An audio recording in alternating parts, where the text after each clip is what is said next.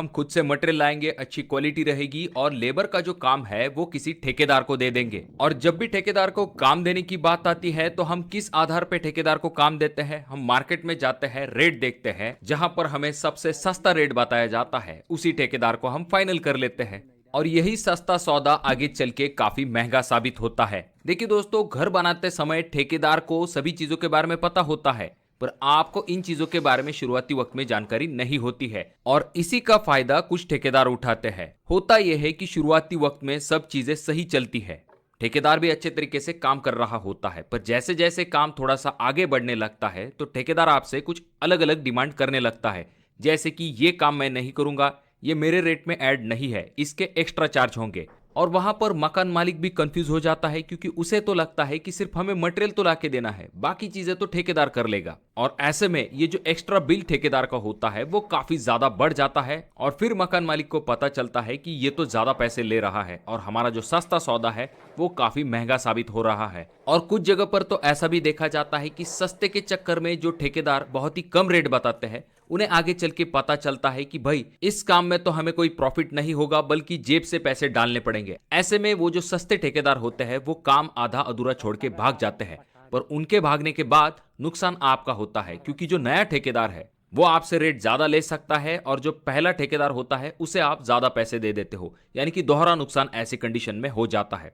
तो अगर आप ऐसी चीजों से बचना चाहते हो तो आज का ये वीडियो आपके लिए काफी इंपॉर्टेंट होने वाला है, क्योंकि आज के वीडियो में हम डिटेल में बात करेंगे कि अगर आप ठेकेदार का चुनाव करने वाले हो तो आपको कौन कौन सी चीजें ध्यान में रखनी चाहिए, मार्केट में लेबर कॉन्ट्रैक्टर के क्या रेट चल रहे हैं, उसके अंडर कौन कौन सी चीजें आती है, रेट किस तरह से करने होते हैं और पेमेंट किस स्टेप से देना होता है, जिससे कि आपके लाखों रुपए बच सकते हैं। तो वीडियो काफी काम की और इंटरेस्टिंग होने वाली है, इसीलिए वीडियो को पूरा जरूर देखें। चैनल पे अगर आप लोग नए आए हो तो चैनल को जरूर सब्सक्राइब कीजिए। तो यहाँ पर सबसे पहला पॉइंट आ जाता है जो कि है ठेकेदार का चुनाव। तो जब भी आप ठेकेदार का चुनाव करने वाले हो तो सबसे पहली चीज आपको यह ध्यान में रखनी है कि अगर आपका कोई दूर का रिश्तेदार है, कोई पहचान वाला है, तो ऐसी चीजें देख के आपको ठेकेदार को फाइनल नहीं करना है, बल्कि आपको दो इंपॉर्टेंट चीजों के ऊपर ठेकेदार को फाइनल करना है। पहली चीज आ जाती है जो कि है रेट और दूसरी चीज आ जाती है जो कि है क्वालिटी। सबसे पहले बात करते हैं रेट के बारे में। अलग अलग लोकेशन के हिसाब से जो लेबर कॉन्ट्रैक्टर होते हैं उनके रेट अलग अलग होते हैं। एग्जाम्पल के लिए हमारे यहाँ पर जो ब्रिक वर्क और प्लास्टरिंग वर्क करते हैं उन ठेकेदार का जो रेट होता है वो लगभग 120 रुपए पर स्क्वायर फीट से लेके 130 रुपए पर स्क्वायर फीट तक होता है। वहीं पर जब बात आती है सेंटरिंग कॉन्ट्रैक्टर की, यानी कि आपके घर का जो कंक्रीट का काम होता है, जैसे कि कॉलम, बीम, स्लैब की ढलाई, इसका काम जो ठेकेदार करके देते हैं वो आपसे 140 रुपए पर स्क्वायर फीट तक चार्ज लेते हैं। अब अगर हम इन दोनों को जोड़ लेते हैं तो आपका जो टोटल कॉस्ट होता है ब्रिक वर्क, प्लास्टरिंग वर्क और आपका सेंटरिंग वर्क, तो वो हो जाता है 240 रुपए पर स्क्वायर फीट से लेके 270 रुपए पर स्क्वायर फीट तक चला जाता है। अब इसमें आपके ठेकेदार जो है आपकी ईंटों की चिनाई, प्लास्टर और आपके घर का जो आरसीसी वर्क होता है यानी कि सेंटरिंग वर्क कंप्लीट करके देते हैं। अब ये जो रेट है आपके लोकेशन के हिसाब से कम या फिर ज्यादा हो सकता है, तो आपको क्या करना है, मार्केट में जाके मार्केट के रेट क्या चल रहे हैं इसके बारे में जानकारी लेनी है। इसके लिए आपको क्या करना है, 3-4 ठेकेदार का जो रेट है वो ले लेना है और उन्हें कंपेयर करके देख लेना चाहिए। आपको ये देख लेना चाहिए कि किसने सबसे कम रेट दिए है और किसने सबसे ज्यादा दिए है और किसने मार्केट रेट के हिसाब से दिए है। जिन ठेकेदारों ने आपको मार्केट रेट के हिसाब से रेट दिए है उन ठेकेदार को आपको फाइनल कर लेना चाहिए, उन ठेकेदार को आपको शॉर्ट लिस्ट कर लेना चाहिए। उसके बाद आपको उनका काम जो है वो जाकर साइट के ऊपर जरूर देखने की कोशिश कर लेनी चाहिए कि पहले जहां पर उन्होंने काम किया था वो किस क्वालिटी का किया था, उनकी फिनिशिंग कैसी है। उसके बाद अगर पॉसिबल है तो पुराने मकान मालिक से भी पूछ लीजिए कि इनका व्यवहार किस तरह से है, क्योंकि बहुत बार ठेकेदार जो है वो मकान मालिक की बिल्कुल भी बात नहीं सुनते हैं, सिर्फ पेमेंट के बारे में पूछते रहते हैं। तो ऐसी अगर कोई चीज है तो पुराना मकान मालिक आपको जरूर बता देगा। और मैंने अक्सर ही ऐसा देखा है कि लोग सिर्फ बातों में भी आके ठेकेदार को फाइनल कर लेते हैं। कुछ ठेकेदार आकर आपको डायरेक्टली ऐसा बता देते हैं कि हमारे जो है 10-15 साइट जो है वो चल रही है। कुछ ठेकेदार जो है इससे भी ज्यादा साइट बताते हैं और आपको ऐसा लगता है कि इतने ज्यादा काम चल रहे हैं, इसका मतलब ये ठेकेदार काफी डिमांडिंग है। जरा सोचिए, अगर वो ठेकेदार इतना ज्यादा डिमांड में है तो क्या उसके पास उतना लेबर है, क्योंकि इतना सारा काम जो है वो अकेला तो नहीं कर पाएगा और लेबर को मैनेज करना बहुत ही डिफिकल्ट होता है। भले ही वो ठेकेदार क्यों ना हो, पर लेबर भी अल्ट्रा प्रो होते हैं, उन्हें मैनेज करना इतना आसान नहीं होता है। और जब इतनी सारी साइट चलती है और कहीं पर लेबर का शॉर्टेज हो जाता है तो पूरे सभी कामों के ऊपर काफी ज्यादा इफेक्ट आता है, क्योंकि हर किसी को चाहिए कि उसके घर का काम जो है वो जल्दी कंप्लीट होना चाहिए। तो ऐसे में पूरा दबाव जो है वो ठेकेदार के ऊपर आता है। तो इसीलिए जो ठेकेदार लिमिटेड काम रखते हैं, अपने लेबर के हिसाब से वो काम को लेते हैं, तो ऐसे ठेकेदार को काम देने के बारे में आपको सोचना चाहिए। चलिए, अब आपने ठेकेदार के रेट फाइनल कर लिए हैं, उसका काम देख लिया है।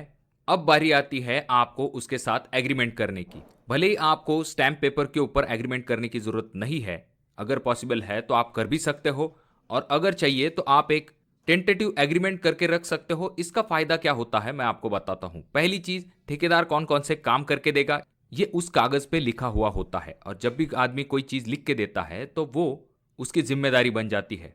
आपने जो रेट तय किया था वही रेट जो है वो आपका ठेकेदार आगे चल के आपको लेता है, क्योंकि उसने लिख के दिया था। क्योंकि ऐसा नहीं कि मैंने उस वक्त ये रेट बताया था, आपने ये सुन लिया, तो ऐसी चीजें उसमें नहीं होती है। अगली इंपॉर्टेंट चीज, आपको वहां पर रेट के साथ ठेकेदार कौन कौन से काम करके देगा ये लिख के लेना चाहिए, जैसे कि तगारी, फावड़ा, रेती छानने वाली जाली, उसके बाद में शटरिंग मटेरियल, ऐसी चीजें जो है वो ठेकेदार के तरफ होती है, तो ऐसी चीजें भी वहां पर लिख लेनी चाहिए। उसके बाद छोटी छोटी चीजें होती है, जैसे कि बाइंडिंग वायर जो होती है, क्या वो मकान मालिक की तरफ होगी या फिर वो ठेकेदार की तरफ होगी।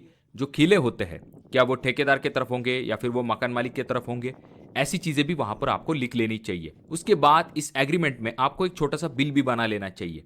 आपके घर का प्लान तो रेडी होता है और उसका एरिया भी लिखा हुआ होता है, तो उस एरिया को आपको ठेकेदार के रेट से मल्टीप्लाई कर लेना चाहिए। एग्जाम्पल के लिए, आपका घर का एरिया जो है वो 1000 स्क्वायर फीट है और ठेकेदार ने आपको 240 रुपए पर स्क्वायर फीट का रेट दिया है, तो 1000 स्क्वायर फीट मल्टीप्लाई 240 ठेकेदार का रेट इज इक्वल टू आ जाता है 2,40,000 रुपए।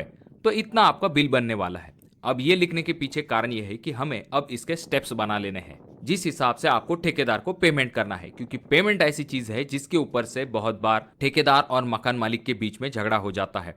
तो यहाँ पर आपको क्या करना है, जो हमारा 2,40,000 रुपए का रेट आया है उसे आपको स्टेप्स में डिवाइड कर लेना चाहिए। जैसे कि फाउंडेशन से लेके प्लिंथ लेवल तक इतना पेमेंट होगा, उसके बाद में प्लिंथ लेवल से लेके लिंटल लेवल तक कितना पेमेंट करना है, स्लैब लेवल तक कितना पेमेंट करना है, फाइनल में कितना पेमेंट करना है, और फाइनल में भी आपको थोड़ा सा अमाउंट रख लेना चाहिए। अब ऐसा नहीं कि आप डायरेक्टली उतना पेमेंट देते हो, कुछ जगह पर वीकली पेमेंट होता है, पर ये एक रेफरेंस रेंज होती है। आपको पता होता है कि कितना ठेकेदार को ज्यादा एक्स्ट्रा पैसे आप दे रहे हो। ये जब ज्यादा पैसे आप दे देते हो तो यहाँ पर आप ज्यादा रिस्क में आते हो, तो ये इंपॉर्टेंट चीज आपको बिल्कुल भी नहीं भूलनी चाहिए।